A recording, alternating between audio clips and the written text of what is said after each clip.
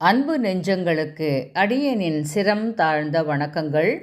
ஏன் இப்படி சொல்கிறேன்னா, இந்த காணொலியே திருவடி பற்றியது தான். அன்பர்களே, ஆலயங்களுக்கு செல்கிறோம். குறிப்பாக வைணவ திருத்தலங்களில் மூலமூர்த்தியை சேவித்ததும் பட்டாச்சாரியார் துளசி தீர்த்தம் தருவார். பச்சை கற்பூர வாசனையோடு. அட, இவ்வளவு நேரம் வரிசையில் நின்று கசகசவென வேர்வை ஒழுக இதை அருந்தும் போது அப்பாடா நன்னா இருக்கே, இன்னும் கொஞ்சம் தரமாட்டாரா என்று தோன்றுமல்லவா? சரி, அதற்கு பிறகு சடாரி சாற்றுதல், அதாவது கிரீடம் ஒன்றை அப்படி ஒரு செகண்ட் சட்டென்று நம் தலையில் வைப்பார். என்னமோ நமக்கு ராஜாவாக மகுடம் சூட்டியதை போல ஒரு பிரம்மை. ஆனால் இதை ஏன் செய்கிறார்? இதன் பின்னால் ஒளிந்திருக்கும் ரகசியம் என்ன? வாங்க தெரிஞ்சுக்கலாம். ஒரு முறை வைகுண்ட பெருமான் சயனத்திற்காக தன் ஆதிசேஷ படுக்கையிலிருந்து எழுந்திருக்கிறார். தன் ஆயுதங்களான சங்கு, சக்கரம், திருமுடி இவைகளை எடுத்து ஆதிசேஷன் மேல் வைத்தார்.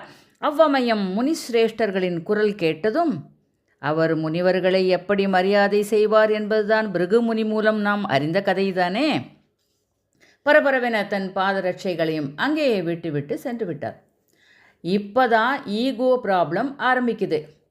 சங்கு சக்கரங்களுக்கு பாதுகைகள் தன் பக்கத்தில் இருப்பது சுத்தமாக பிடிக்கல.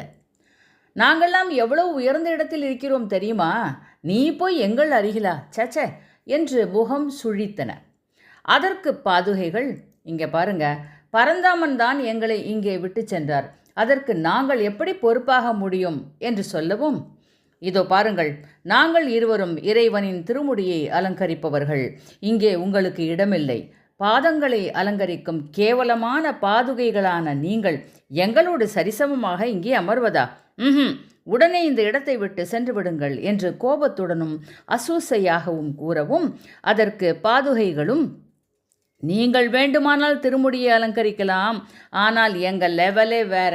பகவானை தரிசிக்க வரும் ரிஷி முனிவர்களும் தேவர்களும் பகவானின் பாதங்களில் தங்கள் திருமுடிகள் படும்படி நமஸ்கரிக்கிறார்களே தவிர, ஹே சங்கு சக்கரமே என்று உங்களை ஒன்றும் தழுவுவதில்லை.